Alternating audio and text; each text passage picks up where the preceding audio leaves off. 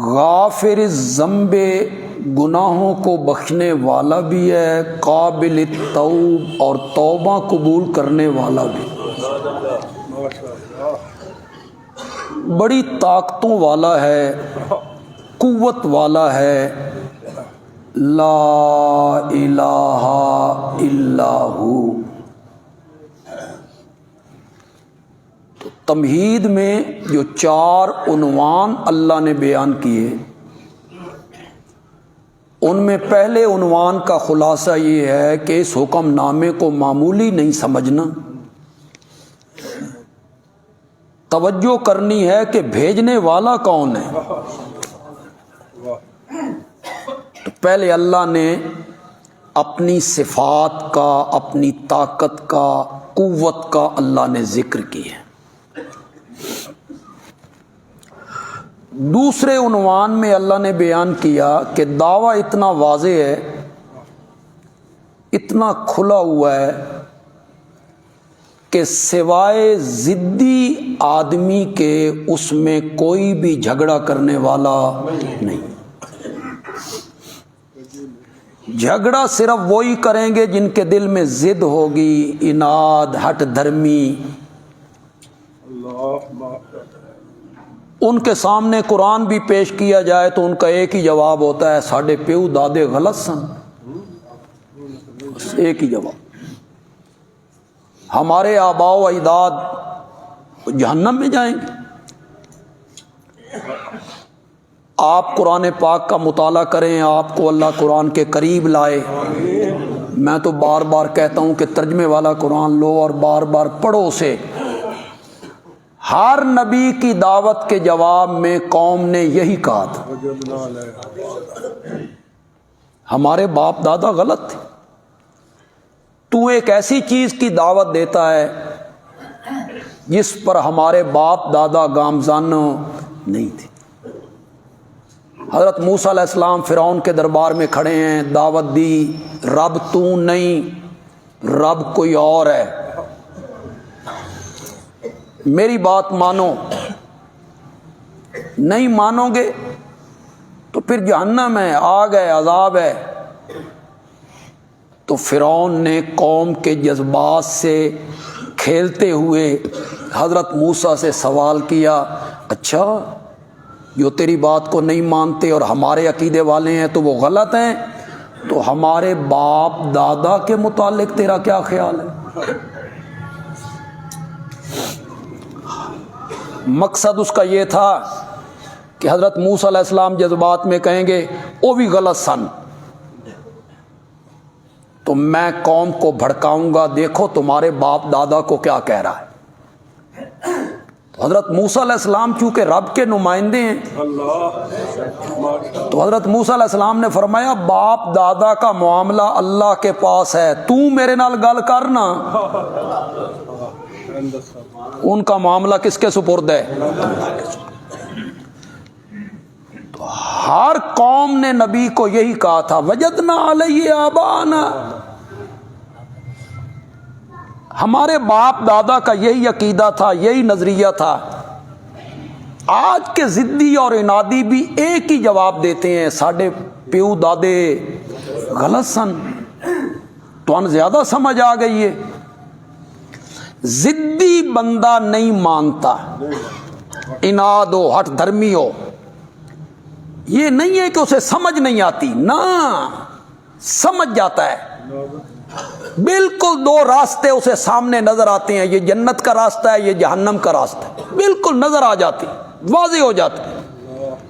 اس کے بعد کبھی برادری تعصب، کبھی اپنی انا، فرعونیت، رعونت، چودراہٹ، اس کی وجہ سے وہ انکار کر دیتا ہے، سمجھ کے انکار کرتا ہے۔ جب وہ حق کو سمجھ کے انکار کرتا ہے نا، حق دیکھ کر، حق سمجھ کر، سچ سمجھ کے جب وہ انکار کرتا ہے، اللہ کہتا ہے ختم اللہ ہو، چل جا۔ اب دنیا کے سارے واعظین بھی آ کے تجھے سمجھانا چاہیں تو تجھے ہدایت نصیب نہیں ہو سکتی۔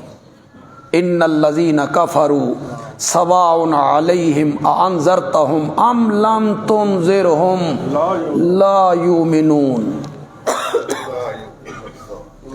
ایک منٹ کے لیے آپ تصور کریں، میں حیران ہوتا ہوں،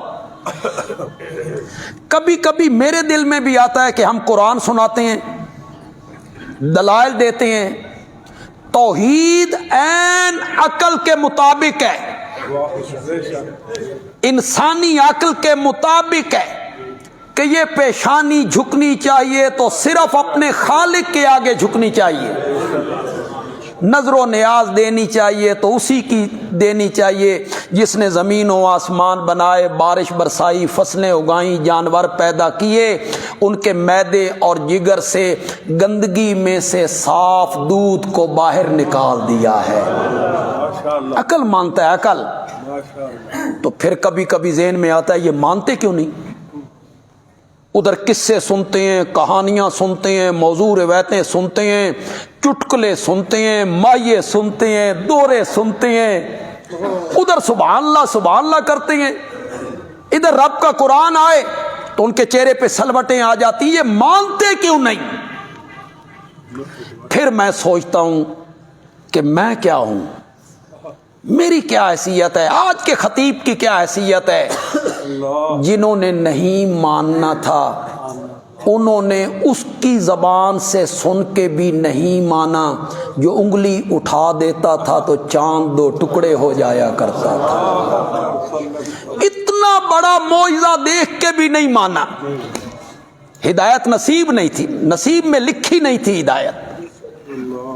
میں حیران ہوتا ہوں، پتھر میرے نبی کو سلام کر رہے ہیں، وہ نہیں مانتا، جانور میرے نبی سے کلام کر رہے ہیں، وہ نہیں مانتا، کنواری لڑکی سے بڑھ کر حیادار ہے، وہ نہیں مانتا، صادق مانتا ہے، امین بھی مانتا ہے۔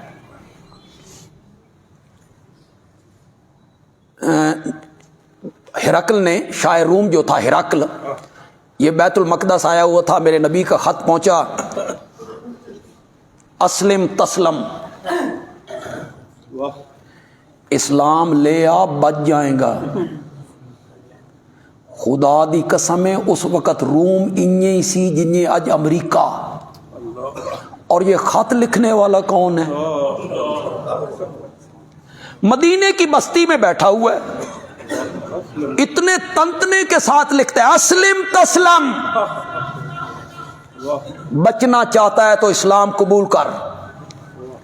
ہرقل بادشاہ تھا، اور اس وقت کے جو بادشاہ ہوتے تھے وہ عقل مند ہوا کرتے تھے، یہ ساڑھے واسی پے نے، بادشاہ وہ لوگ ہوتے تھے جو بڑے سوچ بچار کے لوگ ہوتے تھے۔ اس نے سوچا خط میں اتنا تنتنا، اتنا دبدبا، اتنا روب، اس نے کہا اس علاقے کا کوئی بندہ ہے تو ڈھونڈو، شام میں آیا ہوا ہے، میں اس سے کچھ باتیں پوچھنا چاہتا ہوں۔ ابو سفیان تجارت کے لیے شام گئے ہوئے تھے، یہ اس وقت تک مسلمان نہیں ہوئے، دو جنگیں میرے نبی کے خلاف لڑ چکے تھے، کمانڈر تھے، پہلی جنگ کی بنیاد بھی انہوں نے رکھی تھی، بدر کی بھی، یہی گئے تھے شام تجارت کے لیے۔ ان سے بڑا میرے نبی کا دشمن مکے میں کون تھا؟ وہ سیکورٹی کے لوگ انہیں پکڑ کے لائے۔ ہرقل نے پوچھا جانتے ہو ان کو؟ ابو سفیان نے کہا جانتا کیا ہوں، ساڑھے قبیلے دا آدمی، ہمارے قوم کا ہے۔ تو یہ بتا اس کے آباء و اجداد میں بھی کبھی کسی نے بادشاہی کا دعویٰ کیا ہے؟ ابو سفیان نے کہا نہیں۔ ہرقل کہتا ہے بادشاہی دی لالچ تے کوئی نہیں،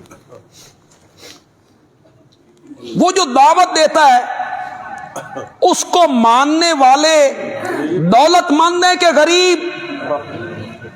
ابو سفیان کہتا ہے دولت مند کہاں ہیں، کوئی بلال ہے، کوئی ابو فقیہ ہے، کوئی بکریاں چرانے والا ابن مسعود ہے۔ ہرقل کہتا ہے ہاں، تاریخ یہی بتاتی ہے کہ نبیوں پر سب سے پہلے ایمان لانے والے غریب ہی ہوا کرتے ہیں۔ جو ایمان لے آیا ہے کبھی پھسل بھی گیا ہے۔ ابو سفیان کہتا ہے تپتے ہوئے کولوں پہ لیٹ کے بھی اسی کا نام لیتے رہتے ہیں۔ وہ سوال کرتا جاتا ہے، ابو سفیان جواب دیتے چلے جاتے۔ وہ کہتا ہے اس نے زندگی میں کبھی جھوٹ بولا؟ ابو سفیان کہتے ہیں ساری زندگی میں اس نے کبھی جھوٹ نہیں بولا ہے، کبھی بدعہدی نہیں کی۔ مانتے ہیں، صادق مانتے ہیں، امین مانتے ہیں۔ پھر میرے نبی کی اللہ اکبر، اللہ اکبر۔ میں تو معاویہ مسجد میں بیٹھا ہوں یار، پاکستان کے مختلف علاقوں میں تقریروں کے لیے جاتا ہوں۔ ایک منٹ کے لیے تصور تو کرو یار، بیت اللہ کا پڑوس ہو، سنایا جا رہا ہو قرآن، سنانے والا ہو آمنہ کا لال، اللہ اکبر، میرے نبی کی زبان مقدس سے نکل رہا ہے، مکے کی گلیاں ہیں، بیت اللہ ہے، پڑھا جا رہا ہے قرآن، پڑھا جا رہا ہے قرآن، اتنی دبدبے والی کتاب کہ ہم اسے پہاڑوں پہ اتارتے نا تو وہ بھی ریزہ ریزہ ہو جاتے۔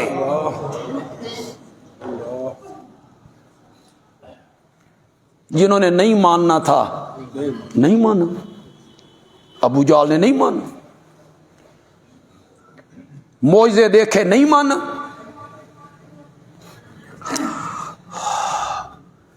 ضدی لوگ نہیں مانتے۔ ہمارے باپ دادا غلط تھے، چودراہٹ ہے، سرداری ہے، خطابتیں ہیں، گدیاں ہیں، گدیاں منن دے دیاں۔ کوئی گدی نشین توحید مان لے نہ، بڑی قربانی دینی پڑتی ہے۔